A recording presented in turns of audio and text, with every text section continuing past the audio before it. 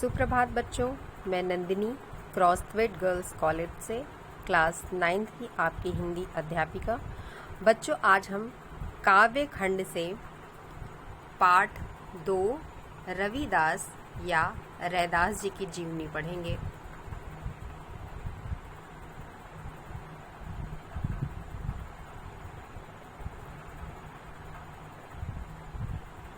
बच्चों, आपके हिंदी पाठ्यक्रम में काव्य खंड में पाठ 2 अध्याय 2 आपका संत रैदास या रविदास जी है। आपके स्क्रीन पर दिख रहा होगा कुछ महत्वपूर्ण बिंदु। इनको आप अपनी उत्तर पुस्तिका में लिख लीजिएगा, नोट कर लीजिएगा, याद कर लीजिएगा।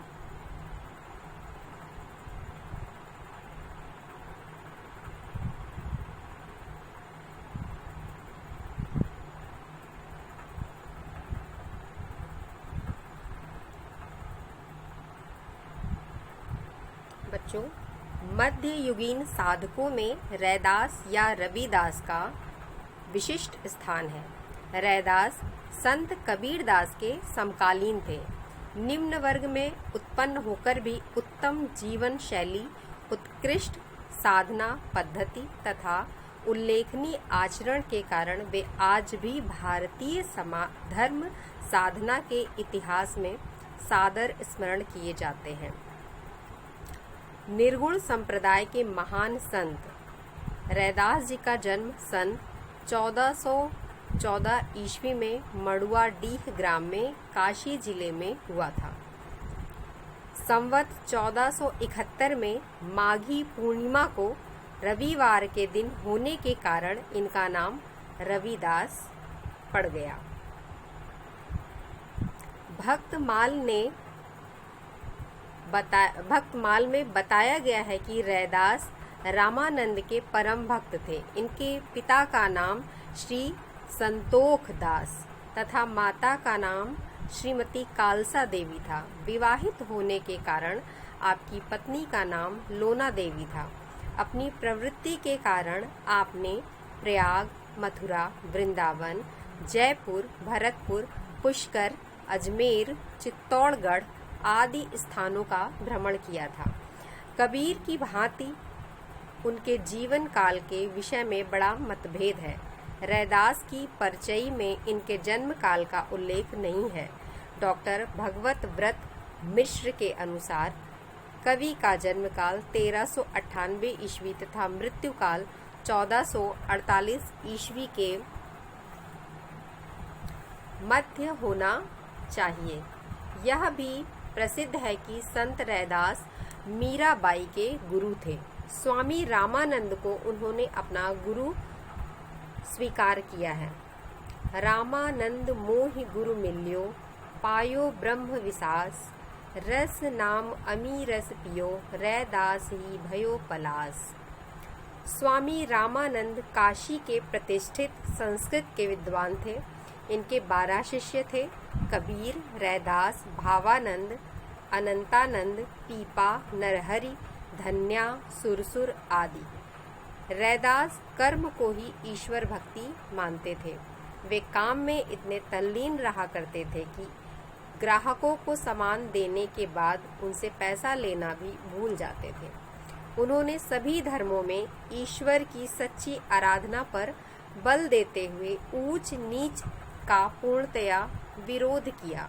उनका कहना था कि मनुष्य में गर्व न होकर परोपकार की भावना होनी चाहिए। रैदास जी के निर्वाण तथा स्थान के विषय में कोई पुष्ट प्रमाण नहीं है। चित्तौड़गढ़ के भक्तों के अनुसार कुंभन श्याम मंदिर के पास जो रविदास की छतरी बनी है वही निर्वाण स्थल है। रैदास रामायण रचयिता के अनुसार रैदास गंगा तट काशी में तपस्या करते हुए जीवन मुक्त हुए थे। कुछ विद्वानों ने रैदास की मृत्यु संवत 1597 माना है। उनके श्रद्धालु भक्तों ने उनकी आयु 130 वर्ष मानते हुए उनको संत कबीर से भी श्रेष्ठ सिद्ध किया है। इनकी रचनाएं हैं। रैदास की कृतियों का वर्णन निम्नलिखित है। रैदास की वाणी, संत रैदास व्यक्तित्व एवं कृतित्व, संत रविदास, रैदास दर्शन, संत गुरु रविदास वाणी, डॉक्टर वेणी प्रसाद शर्मा। संत रविदास और उनका काव्य। इनकी भाषा शैली है। रैदास मुख्य रूप से संत थे। ब्रह्म मार्गी कवियों की भांति उनके लिए भी निर्गुण ब्रह्मा अनुभूति और जिज्ञासा का विषय है। मूर्ति पूजा, तीर्थ यात्रा आदि बाह्य आडंबरों का विरोध कर उन्होंने आभ्यंतरिक साधना पर विशेष बल दिया। अपने भावों तथा विचारों के निमित्त आपने सरल, सुबोध ब्रज भाषा तथा खड़ी बोली को अपनाया, जिसमें राजस्थानी, अवधी, उर्दू, फारसी के शब्दों का सम्मिश्रण है। उपमा, रूपक, यमक, अनुप्रास, अलंकार कवि को विशेष प्रिय है। उनकी शैली के परिचयार्थ निम्नवत उदाहरण दृष्टव्य है। अब कैसे छूटे राम नाम रट लागी, प्रभु जी तुम चंदन हम पानी, जाकी अंग अंग बास समानी। रैदास जी के काव्य में भावातिरेक को प्रकट करने के लिए प्रतीकात्मक लाक्षणिक शैली का प्रयोग अनेक काव्यों में देखा जा सकता है। संत रविदास का जीवन कर्म योग का अनुपम उदाहरण है।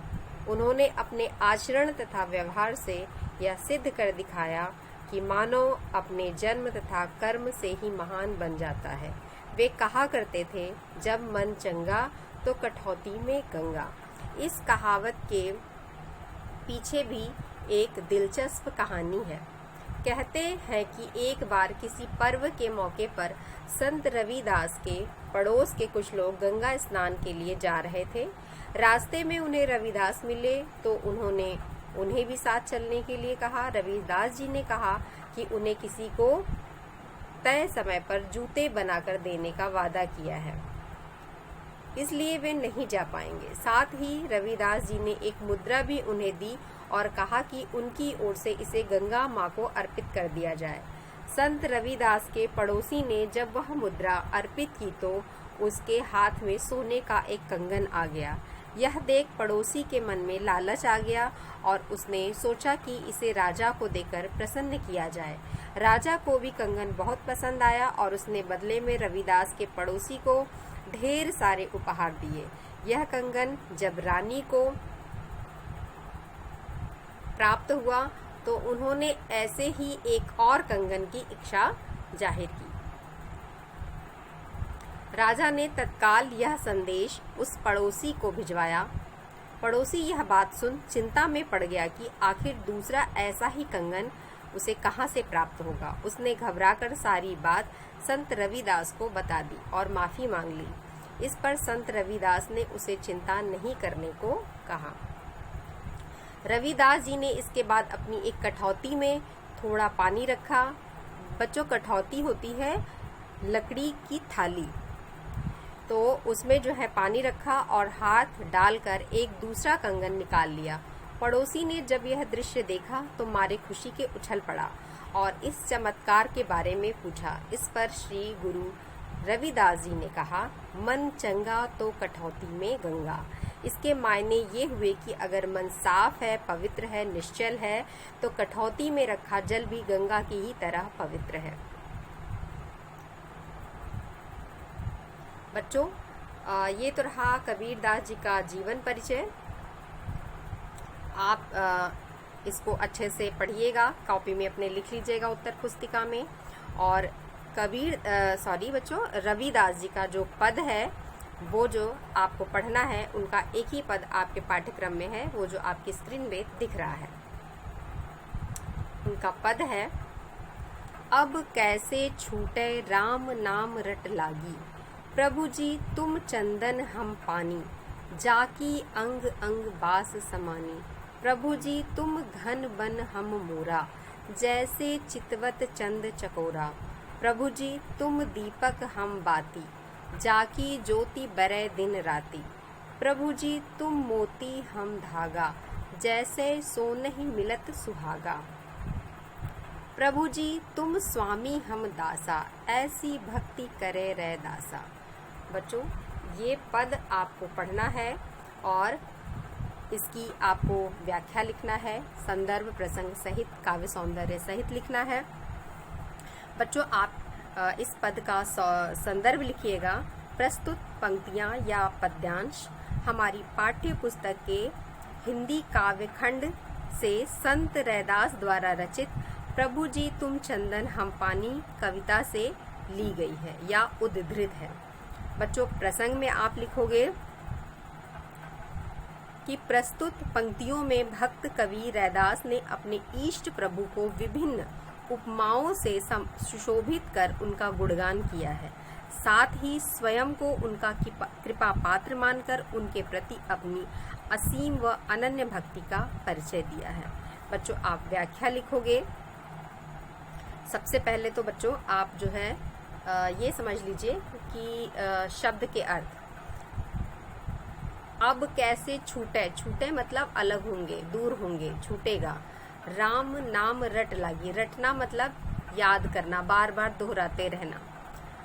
प्रभु जी तुम चंदन हम पानी। बच्चों चंदन एक वृक्ष होता है, बहुत सुगंधित और शीतल होता है। जाकी मतलब जिनकी, अंग अंग बास, बास मतलब होता है बेटा सुगंध, समानी मतलब समा जाए। प्रभु जी तुम घन, घन मतलब बादल, वन मतलब जंगल, मोरा मतलब मयूर, मोर, चितवत मतलब देखना, चंद मतलब चंद्रमा, चकोर एक पक्षी होता है। प्रभु जी तुम दीपक हम बाती। दीपक बेटा दिया जो आप जलाते हो, उसमें जो आप रुई की बाती बनाते हो, रुई का बनाते हो जिसको आप जलाते हो, उसको बाती बोला जाता है।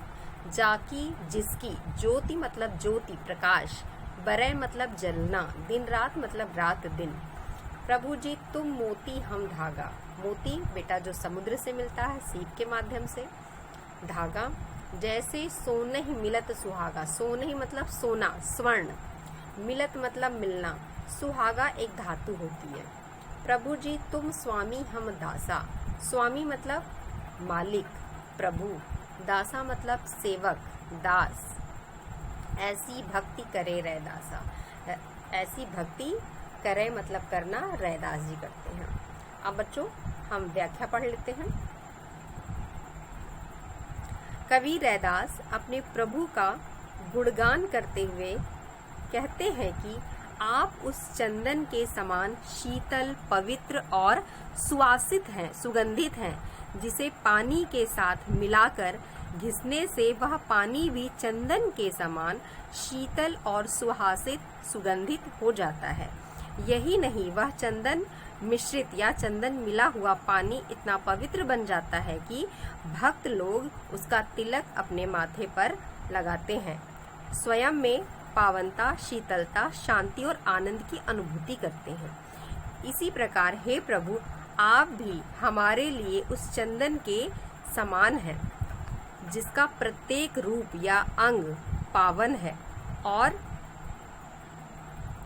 हमारे जीवन को सुरभित करने वाला है। सुरभित मतलब सुगंधित, और जिसकी कृपा के फलस्वरूप हम भी शीतलता, शांति व आनंद की अनुभूति करते हुए तथा संपूर्ण संसार में अपने व्यक्तित्व एवं चरित्र की सुगंध को बिखेरते हुए, विस्तीर्ण करते हुए यशस्वी बन जाते हैं।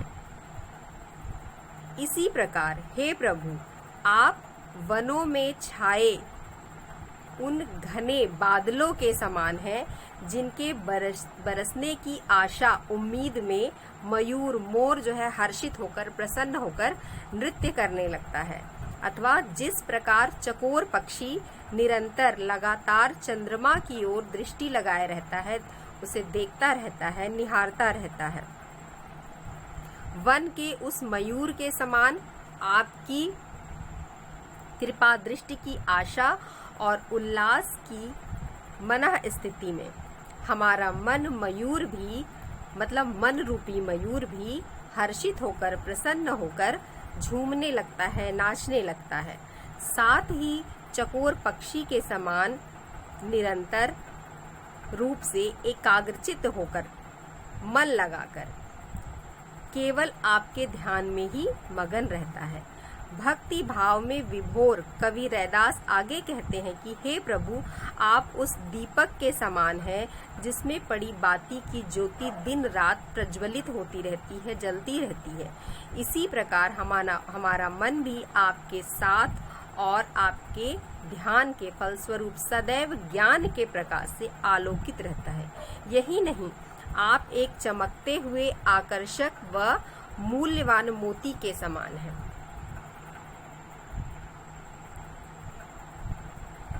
और हम उस धागे के समान हैं जिसमें मोती को पिरोते ही उस धागे का महत्व कई गुना बढ़ जाता है। इसी प्रकार आपका सानिध्य प्राप्त करते ही हमारा जीवन एवं हमारा अस्तित्व सार्थक बन जाता है। जैसे स्वर्ण को, सोने को पिघलाने और उसे चमकदार बनाने के लिए सुहागे का प्रयोग किया जाता है, मेरे लिए आपका और मेरा संबंध भी इसी प्रकार से है। आपका और मेरा अनन्य संबंध है, न टूटने वाला संबंध है। आपके बिना मेरा उद्धार एवं शुद्धिकरण असंभव है। कवि रैदास के प्रभु निर्गुण निराकार सर्वगुण संपन्न प्रकृति के कण कण में व्याप्त वास करने वाले हैं। ईश्वर की ज्योति ने रैदास जी के मन को प्रकाशित कर दिया है। अतः रैदास जी स्वयं को प्रभु का सेवक दास मानते हैं। इसी दासत्व भाव से प्रभु की भक्ति में लीन रहते हैं।